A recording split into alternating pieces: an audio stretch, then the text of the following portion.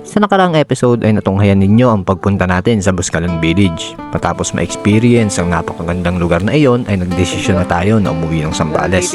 Pero hindi dito nagtatapos ang ating adventure. Imbis na dumaan kami sa dinaanan namin noong nagtungo kami sa Buscalan ay minabuti namin na magbaya Ifugao. At ito ang unang beses namin na makaapak sa probinsya na ito. At ang destinasyon namin ay ang bagong highest point ng Philippine Highway na matatagpuan sa bayan ng Tinok, Ifugao. Dito ay madadaanan natin ang Barangay Bayo, ang huling barangay ng Bontoc Mountain Province. Ang ipinagmamalaki natin na Ifugao Rice Terraces at ang bayan ng Tinok kung saan matatagpuan ang pinakamataas na kalsada sa Pilipinas. Huwag na natin patagalin ang intro at simulan na natin ang video na ito. Tara, let's!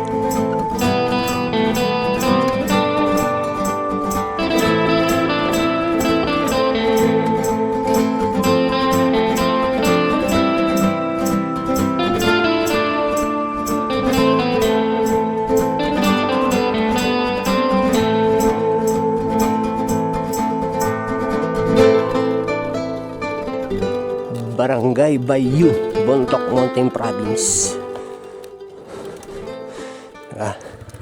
Ay. Ito.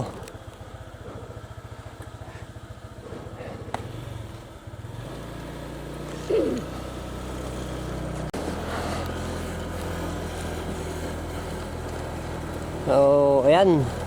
Merong maliit na community rito, yung Barangay Bayu. Nasako pa rin ng Bontoc Mountain Province. May rice terraces sila dyan. Yung Bayo Rice Terraces. Bayo. Yun ang pronunciation siguro. So 9 kilometers at nasa Ifugao na tayo. Lalabas na tayo ng Mountain Province. At napaka-foggy pa rin ng ruta na to. Maya maya sumusulpot yung fog.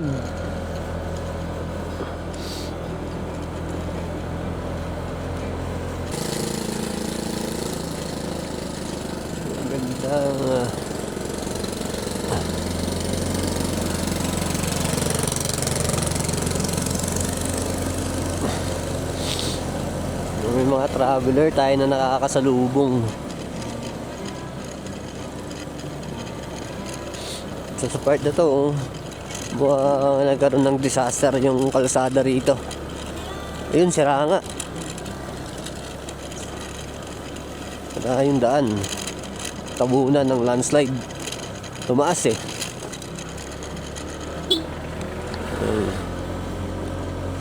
May mga part pa rito na ano.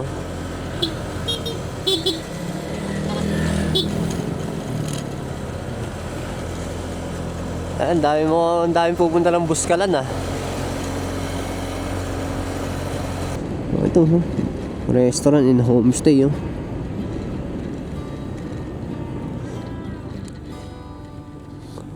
Tingin tayo dito, kain muna tayo.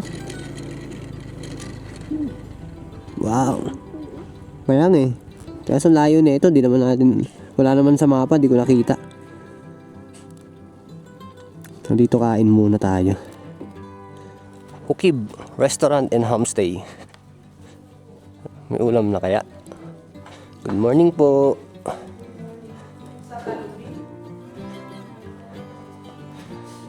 Anong barangay na to, te? Bayu. Ay, Bayu pa rin. Ganda pa ng lugar. Pero bukas sana kayo kagabi, te. Nakakatok kayo. Hindi kasi makita sa mapa. Kaya ang pinakahuli namin yung parang may resort doon sa may sakop pa rin ng Bontoc po. Hindi, yun yung pinakulibos, bumalik kami ng bayan ng Bontoc.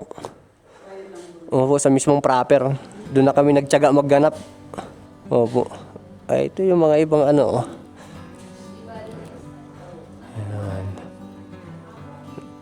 Ay, yung sniper Ayan. Pwede rin kami magdikit dito, te. Sige, maglagay kami Ito yung nila. Nilang barako.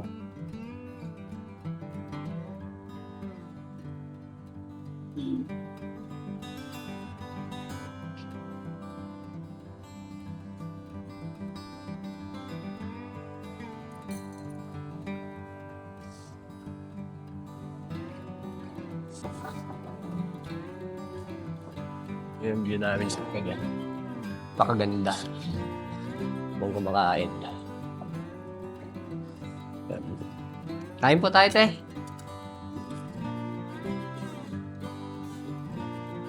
Hindi. Okay, ano? Sarap.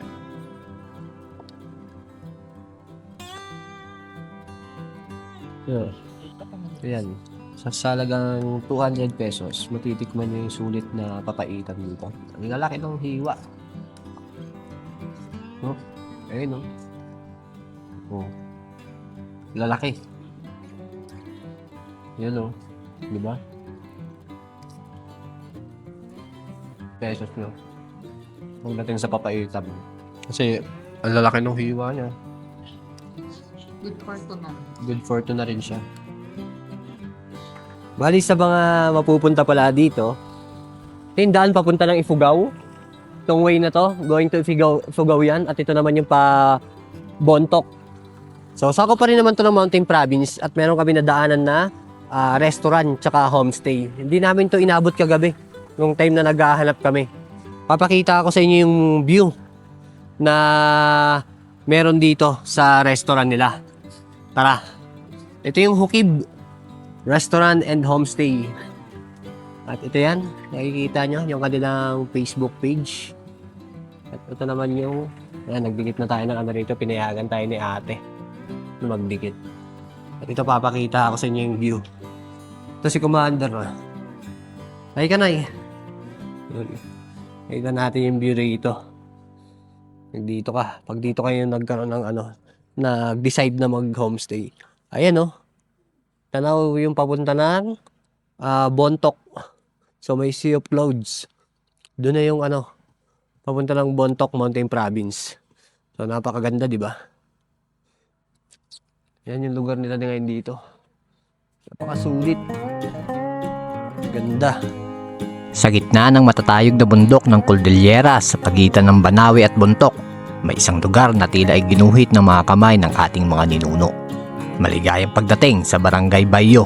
Ayon sa kasaysayan, ang pangalan ng Bayo ay nagmula sa miscommunication sa pagitan ng mga Kastila at mga katutubong kababaihan. Nang dumating ang mga Kastila sa lugar, tinanong nila ang mga babaeng nakita nila kung ano ang pangalan ng pook. Inakala ng mga kababaihan na tinatanong sila kung ano ang kanilang ginagawa. Kaya sumagot sila ng dak kami in Bayo, na ang ibig sabihin, kami ay nagbabayo ng palay. Pero para sa mga katutubo noon, ang orihinal na tawag sa kanilang lugar ay Sagpatan. Ito ang Bayo Rice Terraces. Ito ang pinaka-iconic na tanawin sa barangay. Hindi mo ito malalagpasan dahil makikita mo lang ito ng malinaw mula sa Bontoc, Banawe Road. Katulad ng ibang rice terraces sa Cordillera, ang disenyo na ito ay tila isang hagdang-hagdang teatro. Man din sa tradisyon ang barangay na ito. Katulad din ng ibang bahagi sa Bontoc, ang Bayo ay pinapatakbo ng sistemang ato. Isang tradisyonal na sentro ng pamamahala, ritual kung saan ang mga konseho ay ang mga nakakatanda o elders ang mga nagdidesisyon para sa komunidad. Noong World War II, ang kabundukan sa paligid ng Bayo ay naging mahalagang ruta at pinagtaguan ng mga gerilya laban sa mga Hapones. Matapos ang digmaan, unti-unting pumasok ang modernisasyon sa pamamagitan ng paggawa ng kalsada. Ito ang Halsima Connection na nag-uugnay sa Bontoc at Ifugao, kung saan naging mahalagang stopover ang Bayo para sa mga manlalakbay. Ang Bayo ay higit pa sa isang stopover. Ito ay nagpapaalala na ang ganda ng mundo ay nananatili kung ito ay aalagaan at rerespetuhin.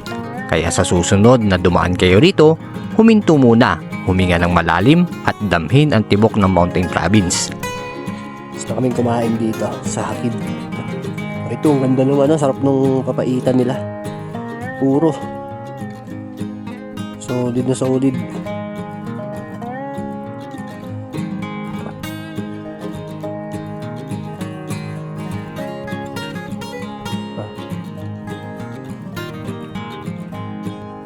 Yan, punta kayo doon sa Hukib Homestay and Restaurant. So napakaganda, sulit. Pagka-overnight, nasa 350 lang daw yung kanilang rate. Pagka 24 hours naman kayo, 500 pesos per head.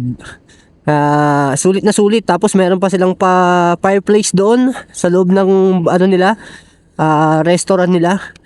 Pagka sobrang lamig, pwede raw mag bonfires doon sa fireplace. Tapos, isa pa sa maganda doon, yung pagkain nila lalo yung papaitan nila. Para matikman ninyo yung version ng papaitan ng Barangay Bayo, Bontoc, Mountain Province. Napakalalaki ng hiwa nung karne. Talagang sulit na sulit yung 200 pesos mo. Pagdating dun sa o-orderin mo na papaitan nila.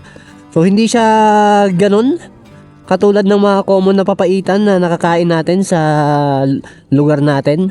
Iba yung version nila dito. O napakasarap. Ganda. Tapos pag nandun ka sa homestay nila, tanaw na tanaw mo yung kabihasnan ng Bontoc. Malapit na daw dito yung park ng Ifugao. Palabas na tayo ng Bontoc, Mountain Province. At simbahan Pulis. May kampo ng RMFB rito. Kasi provincial boundary ng Ifugao at saka ng Mountain Province. May mga gulay sila, mga bentang gulay dito. At ito yung mga turista. Baka galing ng Buskalan, yung mga nakavan. Ang ganda.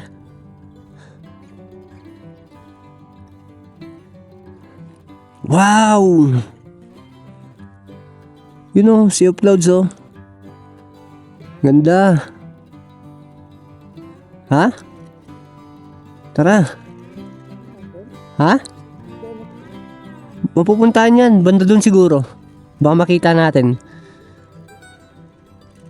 Wow, ang ganda. So medyo may community na maliit dito. Sabi ng daan. Sakop na to ng Banawe. Banawe, Ifugao. Nasa around 8 kilometers na lang tayo. Dito sa Banawe may mga homestay na rito. Pero bakit parang laging sarado?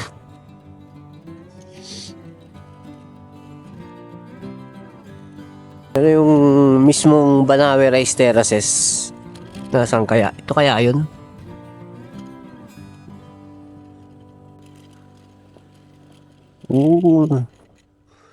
Tinayata yun na yun.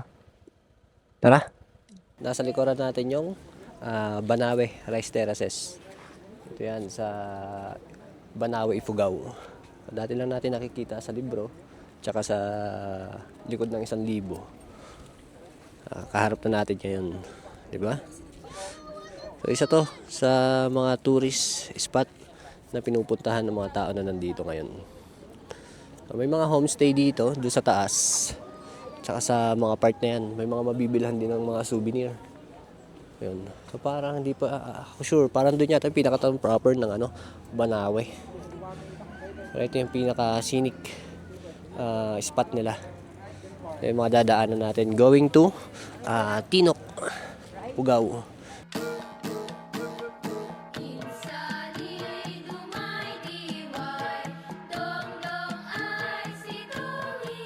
Ang Banawe Rice Terraces ay hindi lang basta isang atraksyon panturista. Ito ay isang buhay na monumento ng talino, sipag at pananampalataya ng mga taga-Ifugao. Ang Banawe Rice Terraces ay tinatayang mahigit 2,000 taon na ang tanda. Ayon sa mga eksperto, ito ay nagsimulang itayo ng mga katutubong Ifugao noong sinaunang panahon, gamit lamang ang kanilang mga kamay at simpleng kagamitang yari sa kahoy at bato. Hindi gumamit ng modernong makinarya ang mga taga-Ifugao. Inukit nila ang mga gilid ng bundok upang makalikha ng mga patag na taniman. Ang tunay na kahanga-hanga dito ay ang sistema ng irigasyon.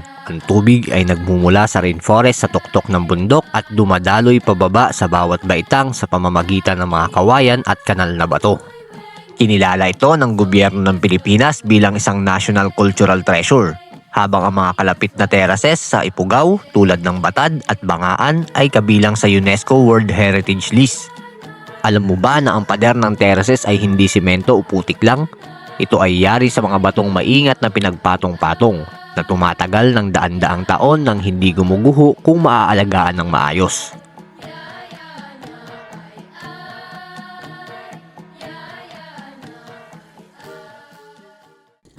Mula Banawe, ang next destination natin ay ang bayan ng Tinok, Ifugao, kung saan matatagpuan ang highest Philippine highway system sa buong Pilipinas.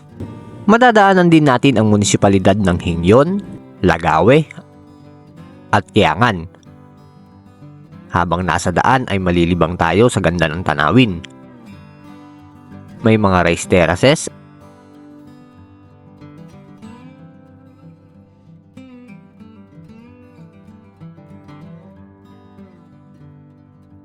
at taniman ng mga gulay.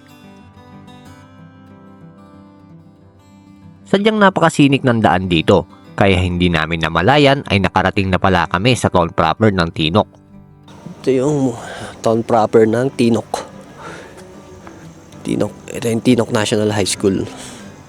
Ito yung paakyat ng ng highest point. At yung bundok na nakikita natin dyan, part ng Mount Pulag yan. Yung papunta ng istasyon nila. So, pansamantala kami nagkape ni Commander dito. Dito kami nag-stay saglit. Ang bayan ng Tinok ay itinuturing na isa sa pinakamataas na munisipalidad ng Ifugao. Kilala bilang the vegetable capital of Ifugao. Ito ay may taglay na yaman na hindi lamang matatagpuan sa lupa, kundi pati na rin sa kasaysayan, at nananatili na buhay sa kabila ng modernong panahon. Noong unang panahon, bago pa man ang kolonisasyon, ang Tinok ay nagsisilbing daanan at sentro ng palitan ng mga produkto sa pagitan ng mga taga-Ifugao at mga taga-Benguet. Dati itong bahagi ng munisipalidad ng Honduan. Gayunpaman, dahil sa lawak ng lupain at sa pangangailangan ng sariling pamamahala, formal itong naging hiwalay na bayan noong March 16, 1982 sa bisa ng Batas Pambansa bilang 184. Hindi tulad ng ibang bahagi ng Ifugao na tahanan ng mga grupong tuwali o ayangan, ang Tinok ay tahanan ng mga tribong Kalanguya. Ang mga tribong ito ay may malalim na koneksyon sa kalikasan. Ang Kalanguya ang pangunahing gamit dito, na mas malapit sa mga dayaliko ng taga-Benguet at Nueva Vizcaya. Dahil sa mataas na altitude at malamig na klima, ang Tinok ang pangunahing pinagkukunan ng mga high-value crops sa Ifugao. Dito matatagpuan ang malalawak na taniman ng repolyo, carrots, patatas at mga bumbok. Bagamat gulay ang pangunahing pananim, mayroon pa rin mga rice terraces kung saan tinatanim ang tradisyonal na tinawon o organic rice. Ang Tinok ay hindi lamang isang lugar sa mapa. Ito ay isang testamento ng katatagan ng mga Kalanguya. Sa gitna ng modernisasyon ng agrikultura, pinagsisikapan ng mga taga-Tinok na panatilihin ang balanse sa pagitan ng pag-unlad at pangangalaga sa kanilang minanang tradisyon at kalikasan. At nakita natin yung ganda ng kanilang lugar. Dito sa part na to, dito sa likod ng Tinok National High School, ay yung napakalawak na taniman ng kanilang gulay.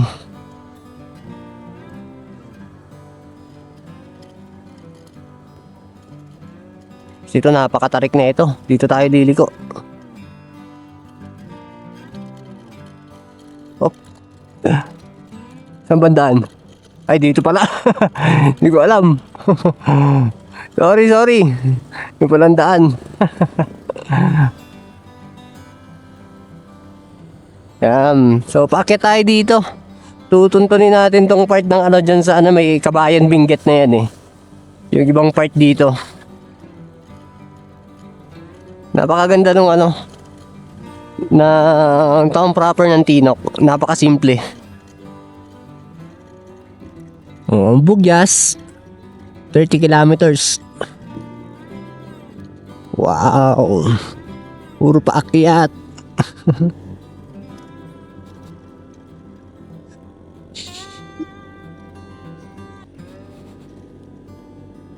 Oh.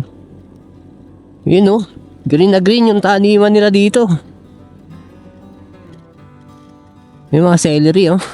Ay carrots. Carrots yan. Mukhang celery kasi yung dahon eh.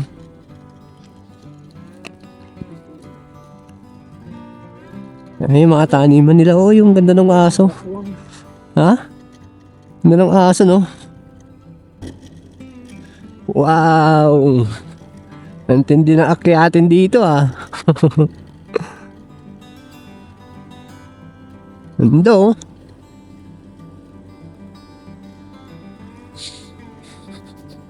Buti nagpalinis tayo ng panggilid natin tsaka nagpapalit ng bola. Going to Buskalan, hindi naman tayo nakaranas ng matinding ahonin eh. Pero dito medyo pa-experience tayo dito ng mataas-taas na ahonin. So 6 kilometers na lang ang bagong highest point ng Philippine Highway dito sa buong Pilipinas. Okay, yung mga dinaanan natin bundok kanina.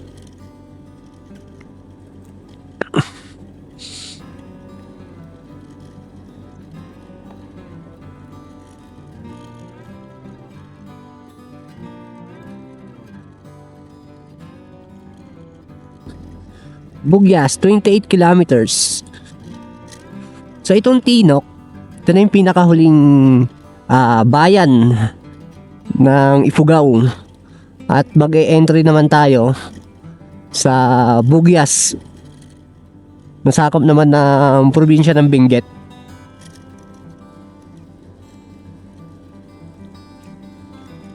Kanina, nag-entry tayo, papasok ng Ifugao sa Bontoc, Mountain Province. So, hindi na tayo dumaan ng Mountain Province, no? Pabalik. Dito tayo sa Ifugao dumaan.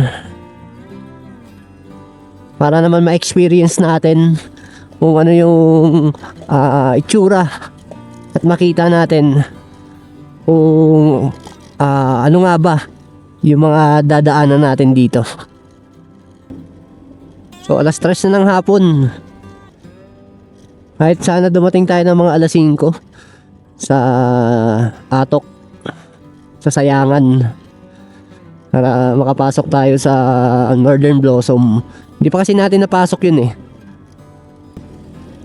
Grabe yung akyatin dito, no? So ano na lang, 5 kilometers. Nasa highest point na tayo. Ngayon na may mga riders tayo makakasalubong.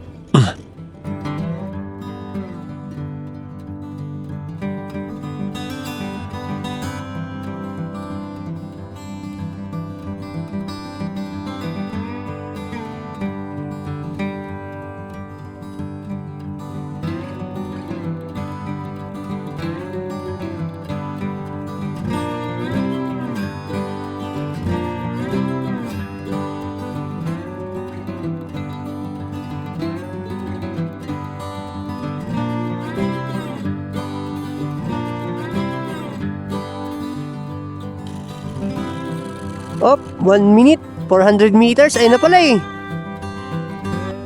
Lapit na tayo. Ayan na oh. Ayun oh. Wow! Ganda oh. Wow! Pakaganda ng lugar. Ayun oh.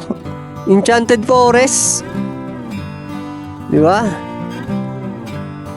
District Highway Boundary, Cordillera Administrative Region, Liangan Tinok Bugyas Road, Benguet 2nd District Engineering Office. Papasok na tayo dito sa part ng ito pala yung bagong signage yata nila. Oh, alright. Welcome, new highest point. Okay, picture. Ang pagkilala sa Tinok Ifugao bilang bagong tahanan ng highest point sa Philippine Highway System ay isang mahalagang bahagi ng modernong kasaysayan. Sa loob ng napakahabang panahon, ang Halsime Highway sa Katubo, Atok, Benguet na may elevation na 7,400 feet above sea level ay ang kinilalang pinakamataas na bahagi ng highway sa bansa. Ito ay naging destinasyon din ng mga turista. Ang pagbabago ay nagsimula sa lokal na inisyatibo ng Sangguniang Bayan ng Tinok. Naniniwala ang mga opisyal ng bayan na ang kanilang kalsada, ang Kiangan, Tinok, Bugyas Road ay ang mas mataas kaysa sa Halsime Highway.